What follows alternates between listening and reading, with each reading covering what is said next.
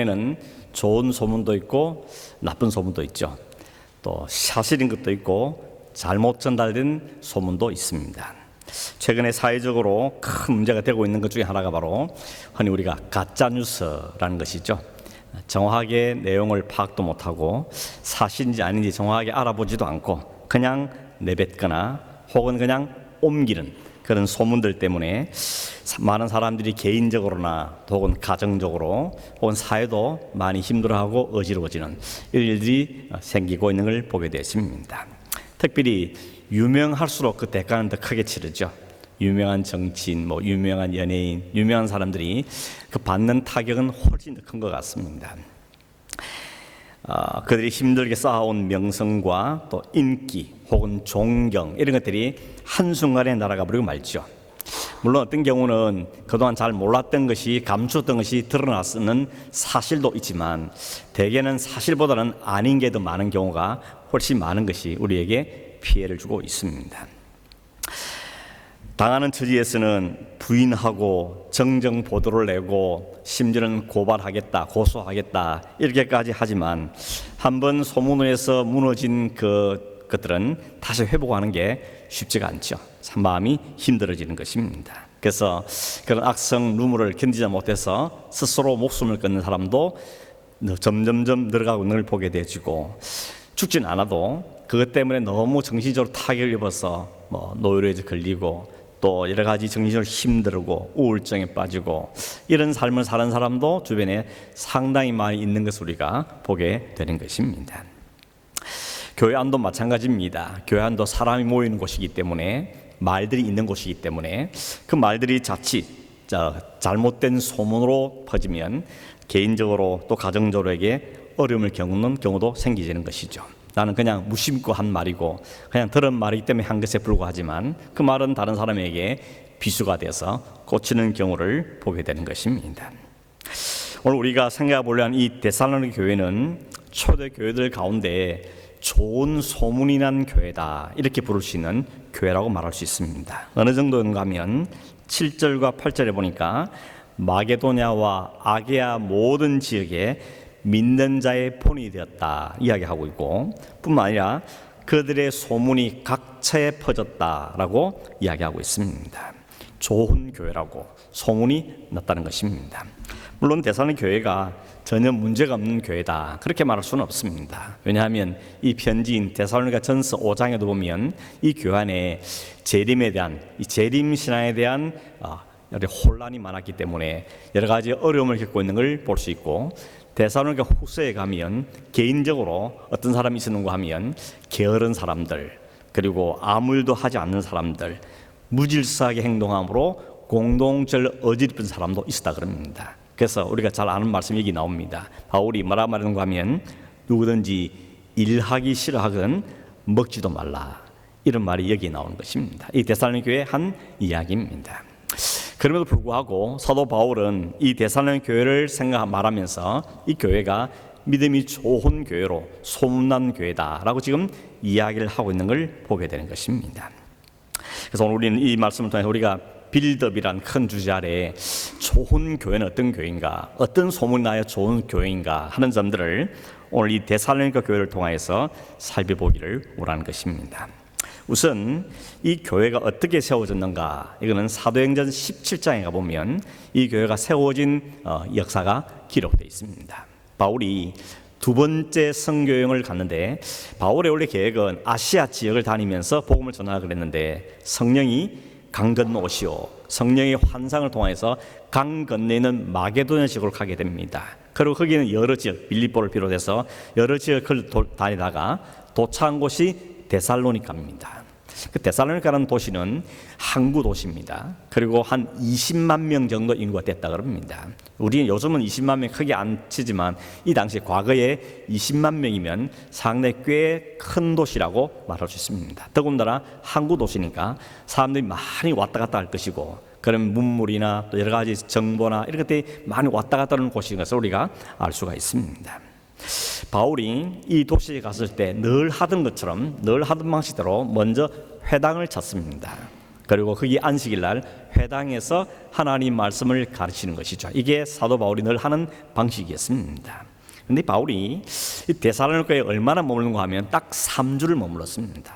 3week, 3주를 머무르면서 안식일 때마다 하나님 말씀을 전하고 가르치다 그랬습니다. 3주면 너무 짧은 글이시죠. 복음을 전하고 교회가 서고 하려면 3주 만에 무슨 일이 생기겠는가 이런 마음이 들지 않습니까? 혹 우리가 우리시로 말하면 단기 선교 갔다 온 것 같습니다. 딱 3주짜리 단기 선교 갔다 온 정도 아주 짧은 시간이라고 말할 수 있는 것입니다. 그런데 결과는 어떤가 하면 이 데살로니가에 엄청난 일이 벌어졌습니다. 바울이 복음을 전하니까 유대인들은 별로 안 받아들이는데 헬라인 중에 많은 사람들이 복음을 받아들입니다. 특별히 흥미로운 뭔가 하면 귀부인들 가운데 또 아마 돈이 많은 귀부인들 가운데 이 말씀을 받아들이고 바울을 따른 사람이 생겼다고 이야기합니다. 이 사람들이 모여가지고 데살로니가라는 교회가 세워지게 된 것입니다. 딱 3주 복음을 전했을 뿐인데 여기에 믿는 사람이 큰 무리라고는 보면 한두 명 적어도 아닌 것 같고 적어도 수십 명 이상은 믿은 것 같습니다. 그 사람들이 모여서 교회가 세워지겠다는 것입니다.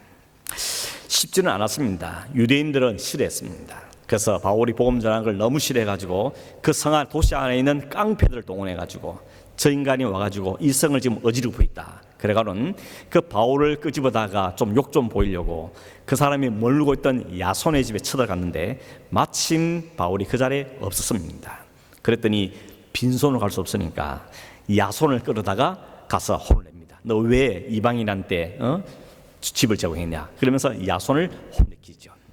이런 상황을 본 바울이 더 이상 오래 머물기가 힘드니까 3주 만에 그곳을 떠나게 되는 것입니다. 그러다가 나중에 그 교회가 궁금하니까 자기가 가고 여러 번 한두 번 가보려고 시도를 했었는데 길이 잘 안 열리니까 결국은 누굴 보내는가 하면 자기의 영적인 아들인 디모데를 보냅니다. 가서 교회가 어떤 상태인지 좀 알아봐라. 그러고 네가 가서 좀 잘 그들 격려하라 하고 디모데를 보냈다가 돌아왔는데 소식을 들어보니까 이 교회가 너무너무 멋지게 되는 겁니다. 좋은 소문이 그 지역뿐만 아니고 저 멀리 마게도냐 아가야 지방까지 이 교회의 소문이 막 퍼져 있고 그 정도 아니고 각 곳에 이 소문이 안 난 곳이 없을 만큼 교회가 소문이 퍼져 있다는 것입니다. 이 일이 어떻게 된 것인가? 3주 동안 바울이 한 것이라는 뭔가 하면 예수가 그리스도입니다. 예수가 하나님이십니다. 예수님이 하나님의 아들이십니다. 이 이야기만 전했을 뿐인데 그는 그냥 말로 한 뿐인 것입니다. 3주 동안 말했으니까 얼마나 많이 말했겠습니까? 그리고 사람의 말이라는 것이 크게 영향력이 있다고 잘 여기지 못할 때가 참 많죠. 우리가 자녀들 길러보면 잔소리 해도 참 말 안 듣지 않습니까? 이렇게 부모의 말이 안 먹히다니 이런 마음을 가질 때가 있죠.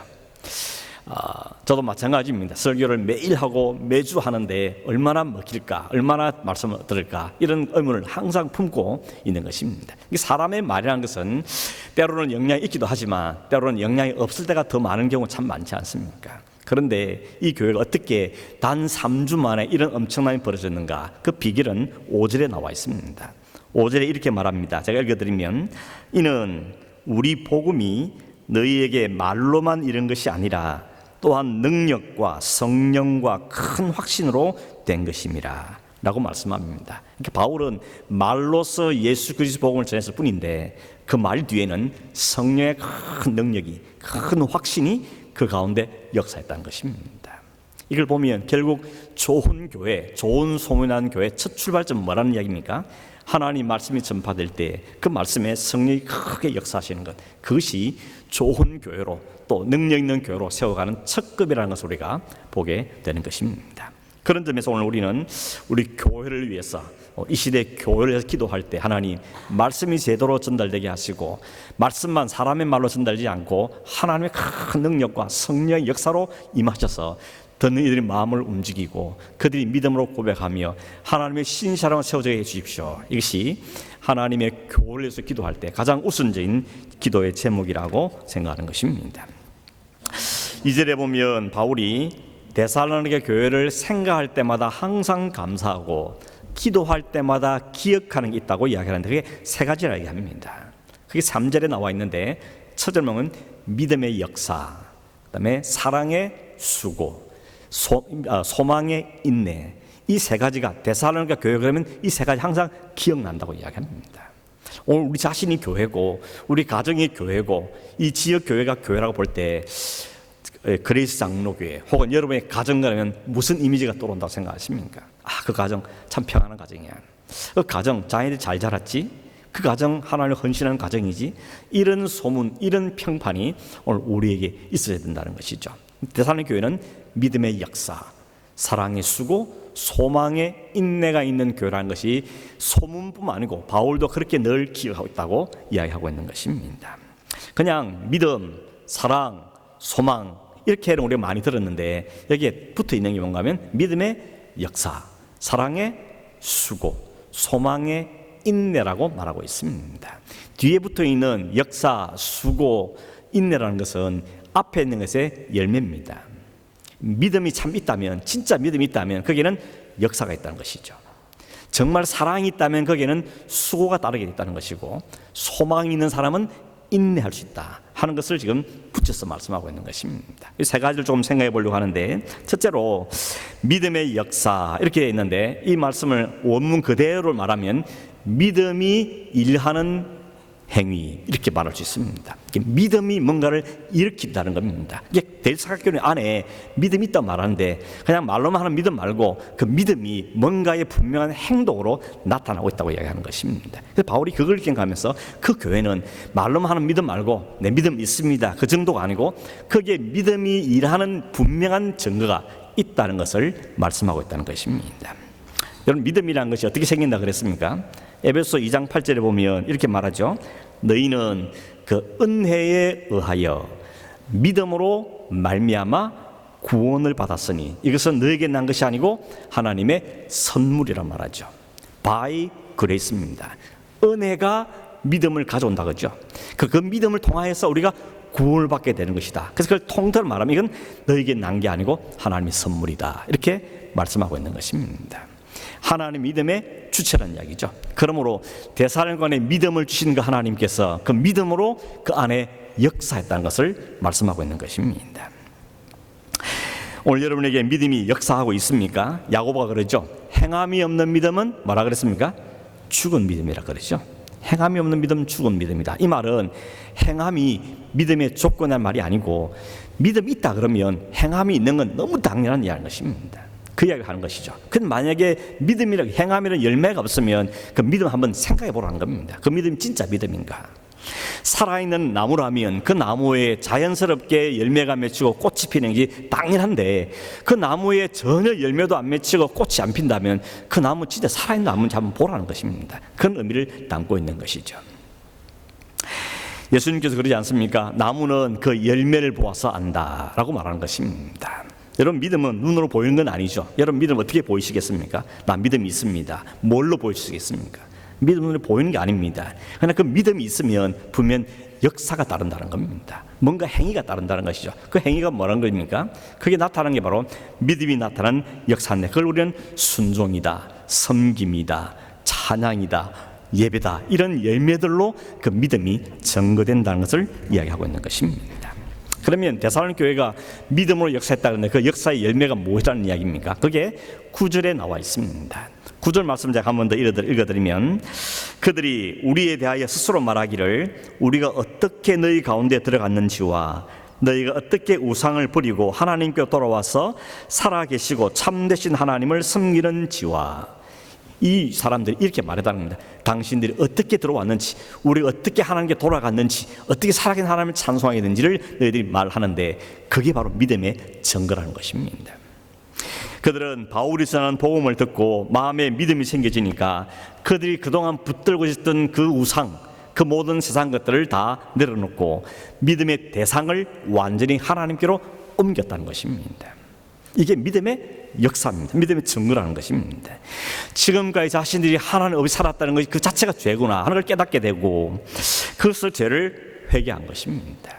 하나님 믿음이 들어오니까 자기 실체를 들여다본 거죠. 그래서 내가 죄인이구나, 그리스도가 꼭 필요한 자구나를 깨달아서 회개하고 그들의 그 이후로는 삶이 변화되더라는 것입니다. 늘 자기 중심의 삶에서 하나님 중심의 삶으로 바뀌게 되고 자기만 쳐다보던 인생이 하나님을 바라보는 인생으로 바뀌는 이런 역사들이 그게 나타난다는 것입니다. 뿐만 아니라 우리가 예수를 믿게 된 것 때문에 너무 기쁘고 감사하고 그 감사함 때문에 그 안에 있는 감사의 믿음의 삶을 살고 주신 은사를 따라서 이웃을 섬기고 교회를 섬기고 가정을 돌아오는 이런 구체적인 삶에서 그 믿음의 열매들이 역사들이 나타나게 되었다는 것입니다. 한 가지 덧붙이면 뭔가 하면 고난과 환난도 기쁨으로 감당하더라는 것입니다. 전에는 힘든 딱 싫어했는데 누가 나 괴롭히는 딱 못 견디했는데 이제는 주님 때문에 복음 때문에 당하는 고난이라면 내가 기꺼이 그것도 감당하겠습니다. 이런 태도로 바뀌었다는 것입니다. 이것이 데살로니가 교회 안에 일어난 믿음의 역사라는 것입니다. 그런 점에 오늘 우리 안에는 어떤 역사가 있습니까? 무슨 변화가 생겼습니까? 어떤 일들이 일어났습니까? 믿음의 역사, 그러니까 뭐 기적이 일어나고 막 능력이 나고 그런 생각이 쉽지만 그 정도가 아니고 우리 안에 참 영생의 가치를 깨닫게 되고 우리의 영생을 허락하신 하나님께 너무 감사하게 되고 세상에 누리던 모든 것들보다 하나님께 가장 깨달아 알게 되어서 그 하나님께 우리의 모든 관심과 섬기의 대상을 옮기는 역사, 이게 믿음의 역사, 믿음의 증거라고 말씀하고 있는 것입니다. 더 쉽게 말하면 삶의 방향이 달라진 겁니다.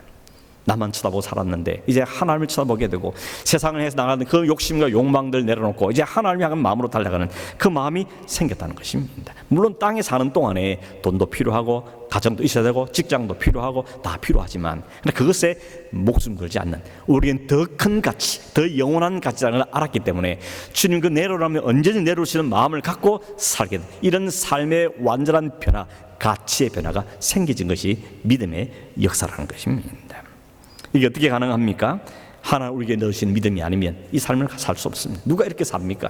다 내려놓고 뭐 하나님만 바라고 누가 그렇게 삽니까? 근데 진짜 안 사람, 진짜 만난 사람, 진짜 가치를 깨달은 사람은 기꺼이 그 삶을 살아가게 된다는 것입니다. 이런 믿음의 역사가 오늘 여러분 안에, 여러분 가정 안에, 또 우리 교회 안에 일어나길 간절히 바랍니다. 두 번째는 데살로니가 교회를 생각할 때마다 항상 감사하며 기억했다는 게 두 번째가 사랑의 수고입니다. 사랑의 말은 너무 많이 하는 말이죠. 흔히 기독교는 사랑의 종교다 이런 말들이 있었습니다. 오늘도 세상 사람들이 그걸 인정해 줄지는 잘 모르겠지만 아무튼 사랑은 기독교의 핵심이다라고 말할 수 있습니다. 근데 그 사랑이라는 것이 말로만 하는 건 안 된다는 것이죠. 말로만 그치는 사랑은 진정한 사랑이 아니라는 겁니다. 그게 뭐가 따른다는 겁니까? 구체적인 수고가 따른다는 것입니다. 나 너 사랑해. 뭘로 확인하냐? 구체적인 사랑이 동반된다는 것입니다. 여기 말한 수고라는 단어, 헬라 단어를 찾아보니까 피곤할 정도의 노동 혹은 녹초가 될 정도의 고된 일, 이게 수고랍니다. 내가 진짜 사랑한다면 이 정도의 수고가 동반돼야 한다는 것을 이야기한다는 것입니다. 사실 그런 측면에 볼 때 세상은 사랑 찾아보기 참 힘든 세상이죠. 다 자기 중심이 아닙니까? 사랑은 놔두고 상대 배려 정도 있어야 되는데 상대 배려도 없는 것이 오늘 세상의 모습이라는 걸 우리가 인정할 수밖에 없다는 것입니다. 여러분, 사도 바울은 이미 오래전에 마지막 날이 오면, 종말의 때가 오면, 말세에 고통한 때가 오면 어떤 현상이 벌어질 것을 이야기한 것이 디모데후서 3장 1절에서 5절에 있는 내용입니다. 거기 보면 첫 번째가 뭔지 아십니까? 그 말세에 고통당한 때가 오면 첫째, 자기를 사랑하며, 이게 첫째입니다. 이게 마지막 시대의 세상의 공통적인 특징이라고 말합니다. 자기를 사랑하며. 두 번째가 뭔지 아십니까? 돈을 사랑하며. 자기 사랑, 돈 사랑. 이게 오늘 세상의 모습이 아닙니까? 내가 잘 되기 위해서는 모든 건 다 필요 없습니다. 그걸 힘을 얻기 위해서 돈을 사랑하며, 그 다음 따라오는 게 자랑하며, 교만하며, 비방하며, 부모를 거역하며, 감사하지 아니하며, 거룩하지 아니하며, 무정하며, 원통함을 풀지 아니하며, 모함하며, 절제하지 못하며, 사나우며, 선한 것을 좋아하지 아니하며, 배신하며, 조급하며, 자만하며, 쾌락을 사랑하기를 하나님 사랑보다 더하며, 경건의 모양은 있지만 경건의 능력은 없는 것. 이게 세상의 모습이라고 말하고 있는 것입니다. 바울이 어떻게 오늘 우리 시대를 너무 잘 알고 이렇게 정확하게 표현했을까 하는 생각이 들 정도인 것입니다. 사랑이 실종된 시대입니다. 나밖에 모릅니다. 요즘에는 더 심해져 가지고 가족도 없습니다. 부모 형제도 내 이익에 치우치면 버려버리죠. 형제도 원수가 되고 자식도 부모도 그냥 가차없이 버려버리는 것입니다. 이런 세상이 일반적인 세상이 되어버렸는데, 이런 세상 속에서 자기를 내려놓고 자기를 섬기며 정말 녹초가 되는 저 수고하고 섬기는 게 있다면 사람들이 왜 주목하지 않겠습니까? 세상이 그게 놀라는 겁니다. 도대체 저 교회가 무슨 교회냐, 저 가정은 도대체 어떤 가정이냐, 도대체 사람은 도대체 어떤 사람이길래 이와 같은 삶을 살게 되는가 하고 소문이 날 수밖에 없다는 것입니다. 부모님이 자녀를 사랑할 때 말로만 하시지 않죠. 야, 너 나 사랑한다, 내가 너 사랑한다, 말로만 하지 않고 구체적인 수고를 하지 않습니까? 낳고 나면 저절로 크는 게 아니기 때문에 그 아이가 잘 자랄 수 있는 환경을 잘 조성하고 공부할 수 있도록 배려하고 또 건강하게 자랄 수 있도록 돌봐주고, 특히 이 호주 땅에서는 픽업을 많이 하죠. 과거에 픽업 많이, 저도 픽업 진짜 많이 했던 것 같습니다. 픽업에서 벗어나면 그 애가 이제 큰 겁니다. 아, 이제 픽업 안 해도 되는구나, 애들이 컸구나, 이런 생각이 드는 것입니다. 픽업만 안 해도 살 것 같다, 이런 분도 계시죠. 너무 피곤한 것입니다. 근데 그렇게 피곤한데 오늘은 학교로, 오늘은 학원으로, 친구 집으로, 교회로 픽을 열심히 하죠. 이유가 뭡니까? 사랑하기 때문에 그런 것이죠. 몸은 피곤하고 힘들고 쉬고 싶은데 그래도 이 자녀를 사랑하는 마음, 이 자녀가 잘 자리를 바라는 마음이 있기 때문에 그 사랑 때문에 기꺼이 수고를 하는 것이죠. 부부가 서로 사랑하는 말도 사랑의 대가가 따른다는 것입니다. 그 수고가 섬김이든지 봉사든지 물질이 뭔지 모르겠지만 아무튼 다양한 때로지만 때로는 눈물도 흘려야 되고 때로는 안타까움도 가져야 되고 희생을 따르는 그것이 바로 사랑이죠. 그래서 사랑의 최고 실정은 뭡니까? 자기를 다 내어주는 것이죠. 자기를 내어주는 것만큼 큰 사랑은 없는 것입니다. 그런 점에서 자기를 다 내어준 가장 가치 있는 것, 아까운 것 내어준 분이 누굽니까? 하나님이신 것입니다. 하나님께서 우리를 위해서 자기의 아들을 이 땅에 보내주신 사랑이죠.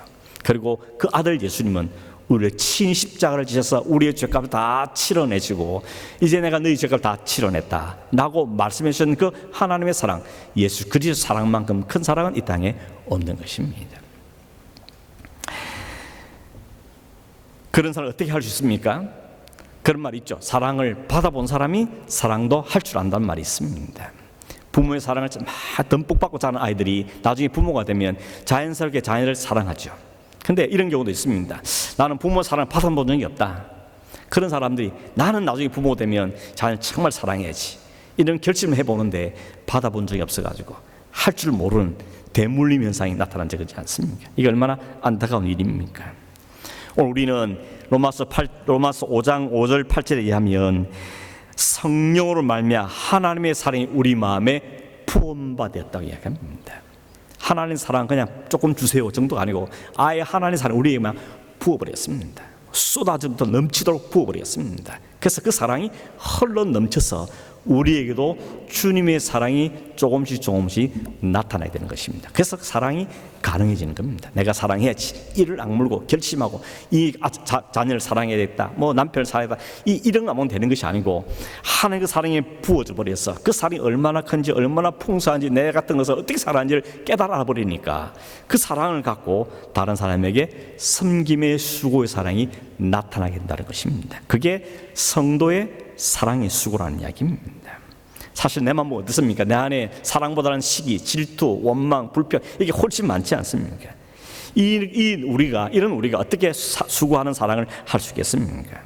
근데 하나님이 우리에게 사랑을 확 부어버려가지고 그 사랑이 넘쳐 흐르기 때문에 그 사랑을 실천한 삶을 살게 된다는 것입니다. 그래서 어떤 분이 이런 표현을 하셨더라고요. 성도는 아무것도 할 수 없는 존재인데 다 할 수 있는 존재다. 내 힘, 내 실로 하려면 아무것도 할 수 없는데 성령이 부어져 버리니까 할 수 없는 것들이 내 속에 그냥 나타나 있더라는 겁니다. 이것이 하나님의 사랑을 부음바 입은 사람이 나오는 사랑의 수고라고 이야기하는 것입니다. 데살로니가 교회가 그런 교회입니다. 3장 9절에 보면 형제 사랑에 관하여 너에게 쓸 것이 없다. 얼마나 도대체 형제 사랑했으면 너희들 이제 더 이상 쓸 것이 없다고 말할 만큼 그들은 형제 사랑을 했다는 겁니다. 근데 그 비결은 어디서 왔다 그러죠? 그 사랑을 부음바 받았기 때문에, 하나님 사랑이 그게 확 부어졌기 때문에 그 사랑이 내 삶에서 실천되어 나갔다고 이야기하고 있는 것입니다. 세 번째, 마지막으로 바울이 기억하는 데살로니가 교회 성도의 특징은 뭔가 하면 소망의 인내입니다. 근데 소망 앞에 하나 단서가 붙어 있죠. 말하는가 하면 주 예수 그리스도에 대한 소망, 이렇게 말합니다. 소망의 방향, 소망의 이유가 확실된다는 것입니다. 여러분, 무엇이 여러분 소망입니까? 무엇이 여러분의 희망입니까? 희망 그 자체도 우리에게 소중하긴 하죠. 그러나 바른 방향의 소망이 더욱더 중요한 겁니다. 그 소망이 어떻게 나타나는가 하면 인내로 열매로 나타난다는 것입니다. 소망이 있는 사람에게 보여주는 행위는 인내라는 것입니다. 인내라는 단어도 찾아보니까 이렇게 되어 있습니다. 견디기 힘들지만 지고 있는 짐 아래에 그대로 머물러 견디는 것. 무거운 짐을 지고 있는데 너무 견디기 버겁지만 그냥 그 안에 머물러 있는 상태, 그게 인내라고 설명하고 있습니다. 이 인내를 하게 하는 힘이 어디서 오는가 하면 소망이라는 이야기입니다. 소망이기 때문에 견디고 참아낸다는 것이죠. 여러분, 희망이라는 것이 하나님 없어도 희망이 얼마나 중요한지는 여러분도 이미 아시는 부분이죠. 어떤 과학자가 실험을 하기를 이 박스 하나를 만들어 놓고 그 박스를 완전히 밀폐해 가지고 안에 아무것도 안 들어가도록, 빛이 안 들어가도록 완전히 밀폐한 다음에 그 안에 실험용 쥐를 한 마리 집어넣습니다. 그랬더니 서너 시간 지나니까 죽더라는 겁니다. 똑같은 박스인데 거기다가 바늘로 구멍을 하나 뚫어 놓고 바늘 구멍 같은 빛만 들어가도록 한 다음에 쥐를 넣었더니 3, 4일을 견디더라는 것입니다. 이게 희망이라는 것이 얼마나 버티는 힘이 되는가 하는 걸 보여주는 설명인 것이죠. 근데 이런 희망 말고요, 예수 그리스도라는 소망, 그 소망이 우리를 얼마나 이 세상에 살면서 견디게 하는가를 우리에게 이야기해 주고 있는 것입니다. 데살로니가 교회가 처음 형편이 어떤가 하면 지금 1세기입니다. 60년, 70년, 80년, 90년 이 시대는 어떤 시대입니까? 로마가 통치한 시대입니다. 네로를 비롯해서 도미티안 이런 이 로마의 황제들이 기독교에서 극히 박해된 시대입니다. 어느 정도 박해는 여러분 아시죠? 원형 경기장에 집어넣고 막 기독교인 집어넣고 짐승을 찢어가지고 뜯어먹게 만든지 십자에 못 박아 죽인다든지 아니면 온갖 방법 고문을 다해서 그렇게 기독교를 박해하는 시기가 바로 이 시기입니다. 이런 시기에 믿음하고 산다는 게 쉽지 않은 것입니다. 그런데 이들을 버티고 견디는 힘이 어디서 오는가 하면 소망이라는 것입니다. 이 모든 고난과 환난이 영원하지 않고 주님이 곧 오셔서 우리를 구원하시고 우리를 살릴 것이라는 분명한 소망이 그들에게 있었기 때문에 견뎌냈다는 것입니다. 그런데 문제는 있었습니다. 주님께서 성천하실 때 제자들이 보고 오셨죠? 그 천사들이 뭐라 그럽니까? 왜 쳐다보고 있냐? 올라가신 걸 본 그대로 다시 오실 거다, 그렇게 말씀하셨습니다. 또 예수님이 계시록에도 사도 요한한테 장래일을 환상을 보여준 다음에 마지막 결론이 뭔가 하면 내가 속히 올 것이다 라고 말씀하셨습니다. 그 말씀 하신 지 지금 한 30년 40년 지났습니다. 그때 그 말씀 들었던 사람, 그때 보았던 사람이 하나 둘씩 죽고 없어졌습니다. 근데 안 오십니다. 그러니 안 오신 건 아닌가, 이런 마음에 불안감이 생기기 시작한 겁니다. 거기다가 이단들이 와가지고는 야 오긴 뭘 오냐 그러면서 부채질하는 겁니다. 그러니 성도의 마음이 흔들리기 시작합니다. 이거 진짜 안 오면 어떡하냐, 안 오는 거 어떡하냐, 이 고난을 어떻게 이겨내냐, 이런 게 불안 염려들이 생긴 것입니다. 그래서 4장 5장에 보면 종말에 관하여서 주님이 다시 오심에 대해서 바울이 아주 강력하게 2장에 걸쳐서 설명하는 내용이 데살로니가서에 나와 있는 것입니다. 왜 그렇습니까? 이 소망을 불어넣어야, 이 소망이 생겨자, 이 소망을 붙잡아야 이 현실을 견딜 수 있으니까, 이 고난과 환난을 견뎌낼 수 있고 오늘 이 피곤하고 힘든 삶을 감당할 수 있는 능력이 거기서 오기 때문에 소망에 대해서 말씀을 하고 있다는 것입니다.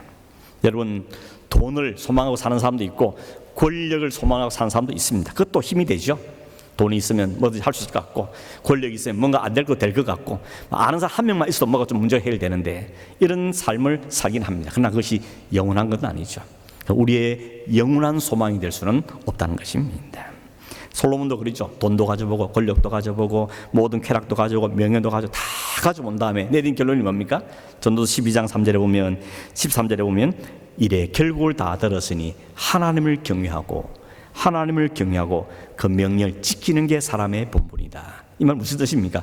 그게 결론이라는 겁니다. 그것만이 우리를 살릴 수 있는 길이라고 말씀하고 다 가져봤는데 그것이 우리의 궁극적 영원한 소망은 아니더라는 것입니다. 내가 소망하는 것은 하나님을 경외하고 그 말씀에 순종하는 것, 이것만이 우리가 할 수 있는 일이고 해야 될 일이고 우리의 소망이다 하는 것을 솔로몬이 고백하고 있는 것을 보게 되는 것입니다. 결국 우리가 오늘을 버티는 힘은 내일의 희망이 아닙니까? 여러분 실제 삶도 그렇죠. 오늘 좀 힘들지만 조금만 지나면 이런 날이 올 거야. 조금만 수고하면 집이 하나 생길 거야. 조금만 수고하면 자녀들이 학교 대학을 갈 거야. 이런 소망이 있으니까 희망이 있으니까 견디죠. 그러나 이것이 전부가 아니고 우리의 환난과 고난과 인생의 모든 문제들도 주님께서 다시 오셔서 우리 모든 것들로부터 회복시키시고 우리의 영원한 사명을 허락하시며 하나님 영원한 나라에 우리를 인도하실 것을 소망하는 그 소망이 우리를 오늘을 버티게 하는 힘이 있다는 것입니다. 우리는 다 죽을 겁니다. 다 늙습니다. 병도 듭니다. 사고도 당합니다. 이런 모든 상황에서 우리가 견뎌내고 버틸 수 있는 주님 우리를 사랑하시고 우리를 하나님을 예비하고 계시고 우리의 영원한 생명을 주신다는 그 소망이 우리에 있기 때문에 이를 감당해낼 수가 있다는 것입니다. 이것이 데살로니가에 가졌던 세 번째 기억이었던 것입니다.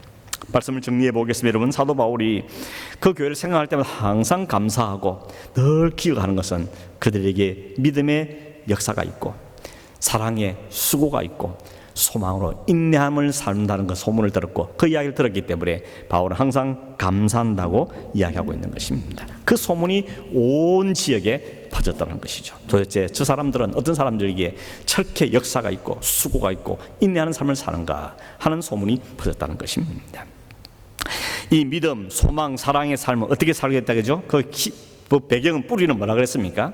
5절이라 그랬죠. 이는 말로만 복음이 전 것이 아니고 능력으로 그 복음이 전했기 때문에 그 복음의 능력 때문에 이들이 이런 믿음을 갖게 했다고 성경 분명하게 이야기하고 있는 것입니다. 복음이 말로만 이런 것이 아니고 나타날 수 없는 그 모습들이 그 능력과 모든 사람 나타나있다는 것인데 결국 그렇다면 이 데살로니가 교회의 큰 자랑거리는 믿음의 역사, 사랑의 수고, 소망, 인내지만 이걸 하나로 다 합하면 뭡니까?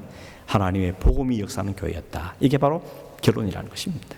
복음이 그 심령에 들어가고 복음이 그 가정에 들어가고 복음이 그 교회 안에 역사하니까 세상은 도무지 흉내낼 수 없고 내놓을 수 없는 그 삶의 모습들이 그들의 삶에서 드러나게 되더라는 것입니다. 그래서 그 소문이 퍼졌던 것이죠. 저 교회는 복음이 역사하는 교회다, 즉 하나님의 능력이 역사하는 교회다 하는 것이 그들에게 드러났다고 이야기하고 있는 것입니다. 고린도서 13장 13절에 보면 우리가 잘 아는 말씀이 있습니다. 그런즉 믿음, 소망, 사랑 이것은 항상 있을 것인데, 믿음, 소망, 사랑은 항상 있을 것인데 이렇게 말했는데 오늘 보면 뭐랍니까?